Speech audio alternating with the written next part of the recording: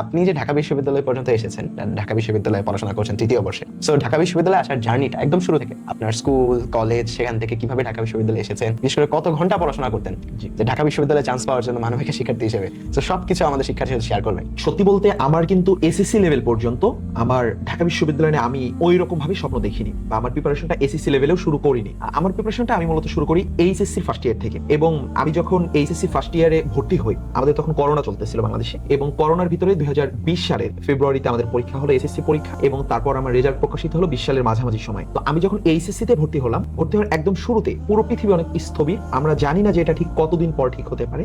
সকল প্রকার international flight গুলো অফ, সকল স্কুল কলেজ অনির্দিষ্টকালের জন্য বন্ধ চলতেছিল। আমি নিজেও মানসিকভাবে অনেক বেশি হতাশাগ্রস্ত ছিলাম। আমি জানিও না যে সামনে আমার সাথে কি ঘটবে বা আমাদের সাথে কি ঘটতে যাবে। তো এমন অবস্থায় আমি আমার একজন শিক্ষক, আমার যিনি ফার্স্ট ইয়ারে আমার কলেজের যিনি আমার শ্রেণী শিক্ষক ছিলেন, আমি তামিরুল মিল্লাত কামিল মাদ্রাসা টুঙ্গি এখানে লেখাপড়া করেছি। তো আমার class teacher doctor Masum Billah sir. তো স্যার আমাকে সাজেস্ট করলো যে তুমি আসলে কি করতে চাও, তুমি নিজেকে জিজ্ঞেস করো, তুমি যেহেতু এতটা হতাশাগ্রস্ত। তো আমি তখন স্যারকে বললাম যে স্যার, আমি উচ্চ শিক্ষায় নিজেকে আরো অনেক বেশি এক্সপ্লোর করতে চাই। তো স্যার বললো, তুমি যদি বাংলাদেশে থাকতে চাও তাহলে তুমি যদি ঢাকা বিশ্ববিদ্যালয়ে যেতে পারো, তাহলে হয়তো তুমি অন্য কোনো ইনস্টিটিউশনে পড়ার চেয়ে অনেক বেশি অপরচুনিটি পাবা নিজেকে এক্সপ্লোর করার জন্য। তো তুমি কি চাচ্ছ? আমি বললাম আমি ঢাকা বিশ্ববিদ্যালয়ে তাহলে পড়তে চাই।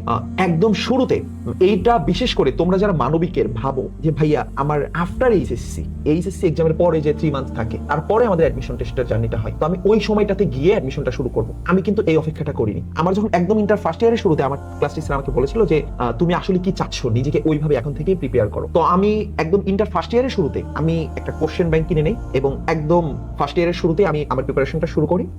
এবং আমার যখন প্রি টেস্ট পরীক্ষা চলে, আমার প্রি টেস্ট পরীক্ষার আগে আমি আমার সিনিয়র ব্যাচের সাথে আমার অ্যাডমিশনের জার্নিটা কমপ্লিট করে ফেলি।